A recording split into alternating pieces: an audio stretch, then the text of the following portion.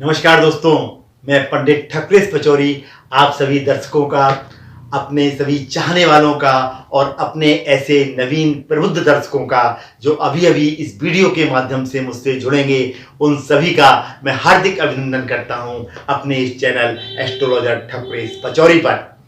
मित्रों, मेरा हमेशा ये प्रयास रहता है कि मैं छोटी-छोटी सी रोचक जानकारियां बहुत सरल भाषा में आप सभी तक अपने इस चैनल के माध्यम से पहुंचाऊं। उसी श्रृंखला में मित्रों, आज हम एक बहुत ही रोचक जानकारी के बारे में बात करेंगे। मित्रों, आज हम बात करेंगे अधिक मास, मलमास, पुरुषोत्तम मास के बारे में कि इस माह का क्या महत्व है, इस माह में हमें क्या करना है और क्या नहीं करना है, और इस माह को अधिक मास क्यों कहा जाता है। और अंत में मित्रों, मैं एक ऐसे सटीक प्रयोग के बारे में आप सभी को बताऊंगा कि आपकी कितनी भी जटिल से जटिल समस्या क्यों ना हो, जिसका समाधान काफी समय से नहीं हो पा रहा है, यदि इस अधिक मास में आप एक छोटा सा प्रयोग करते हैं तो जटिल से जटिल समस्या का समाधान भी होगा। तो उस प्रयोग के बारे में भी आप सभी को बताएंगे। अतः अंत तक मेरे इस वीडियो से मित्रों जुड़े रहिए ताकि आपको संपूर्ण जानकारी प्राप्त हो सके और आप उसका फायदा ले सकें। मित्रों, अब आते हैं अपने विषय पर।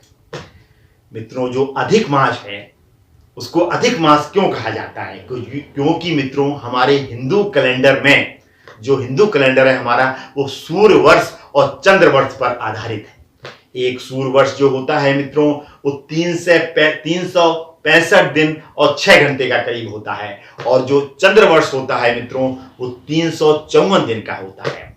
दोनों के बीच में जो 11 दिन का करीब करीब अंतर आता है, वो 3 साल बाद करीब करीब 1 माह के बराबर हो जाता है। मित्रों, उसी माह को हम अधिक मास कहते हैं। इसीलिए हर तीसरे साल हिंदू कैलेंडर में ये अधिक मास आता है। इस बार जो मित्रों ये अधिक मास आ रहा है, वो कब है, उसकी तारीख क्या है, वो आपका स्टार्ट हो रहा है, शुरुआत हो रही है उसकी 18 सितंबर से, यानी पितृ विसर्जन अमावस्या के बाद 17 सितंबर को जो पितृ विसर्जन अमावस्या है, उसके बाद 18 सितंबर से अधिक मास प्रारंभ होकर 16 अक्टूबर 2020 तक चलेगा।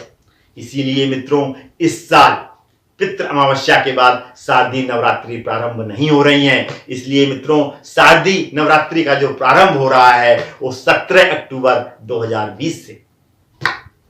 इस मास को मित्रों मलमास क्यों कहा जाता है और पुरुषोत्तम मास क्यों कहा जाता है? मलमास हम इसको इसलिए कहते हैं मित्रों क्योंकि इसमें कोई भी धार्मिक और मांगलिक कार्य नहीं होते हैं, क्योंकि इस माह के स्वामी भगवान विष्णु हैं, इसलिए उनका एक नाम मित्रों पुरुषोत्तम भी है, इसलिए इसको मित्रों पुरुषोत्तम मास भी कहा जाता है।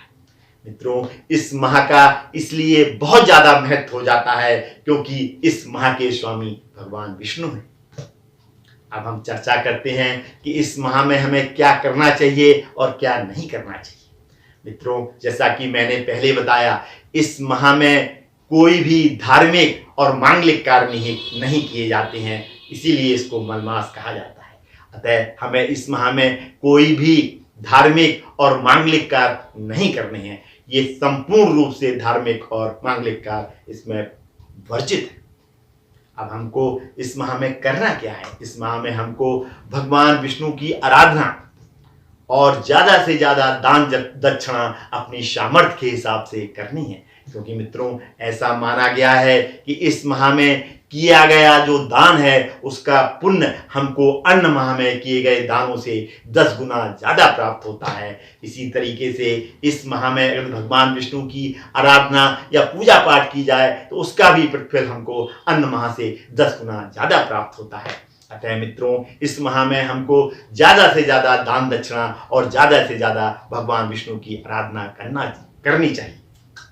ऐसा भी माना गया है कि इस माह में श्रीमद् भागवत, विष्णु पुराण और भगवान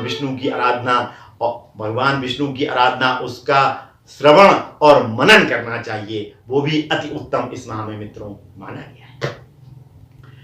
अतः मित्रों, इस माह में हमको ज्यादा से ज्यादा पूजा पाठ और ज्यादा से ज्यादा दान दक्षिणा करना चाहिए। अब हम मित्रों बात करते हैं उस एक उपाय की जो आपकी जटिल से जटिल समस्या का समाधान करेगा। मित्रों, इस माह में यदि आप कोई भी आपकी ऐसी कोई जटिल समस्या है जिसका समाधान काफी दिनों से नहीं हो पा रहा है, तो आपको एक प्रयोग करना है इस महीने में। उस प्रयोग के बारे में अब हम चर्चा करते हैं। सुबह नहा धोकर ब्रह्म मुहूर्त में, यदि पॉसिबल हो तो ब्रह्म मुहूर्त में सुबह नहाइए, पीले वस्त्र धारण करिए, आसन पर बैठकर भगवान विष्णु की पूजा अपने हिसाब से, यानी विष्णु मंत्रों का आप जाप कर सकते हैं, आप विष्णु पुराण का पाठ कर सकते हैं, आप विष्णु चालीसा का भी पाठ कर सकते हैं। संकल्प लेके करिए मित्रों, राइट हैंड में जल लीजिए और ये संकल्प लीजिए, ये मैं जो आपकी पूजा कर रहा हूं, मेरी अमुक समस्या का समाधान करिए, और जल को छोड़ दीजिए। प्रतिदिन पूरे मनमास 18 सितंबर से लेके और 16 अक्टूबर तक आपको ये प्रयोग मित्रों करना है। इसके बाद संकल्प लीजिए, फिर भगवान विष्णु की पूजा, मैंने बताया, आप विष्णु पुराण का पाठ कर सकते हैं, विष्णु चालीसा कर सकते हैं, भगवान विष्णु के मंत्रों का जाप कर सकते हैं। और इस पूरे माह आपको एक टाइम सात्विक भोजन ग्रहण करना है और मित्रों जमीन पर सोना है।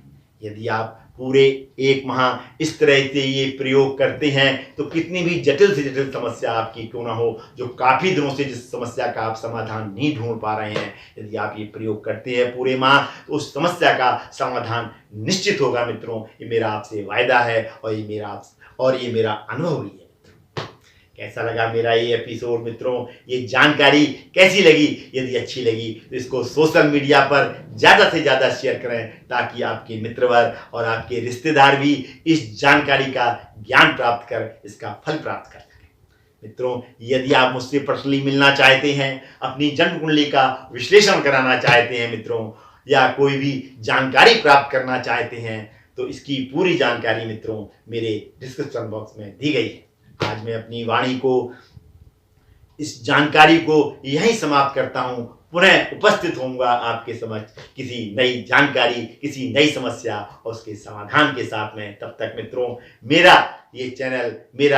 ये चैनल एस्ट्रोलॉजर ठकुरेश पचौरी देखते रहिए और छोटी छोटी सी इसी तरीके की रोचक जानकारियां और धार्मिक ज्ञान घर बैठे प्राप्त करते रहिए। हमारे इस चैनल एस्ट्रोलॉजर ठकुरेश पचौरी को सब्सक्राइब करके। धन्यवाद मित्रों, आपको अपना बहुमूल्य समय देने के लिए और मेरा ये एपिसोड देखने के लिए बहुत बहुत धन्यवाद मित्रों।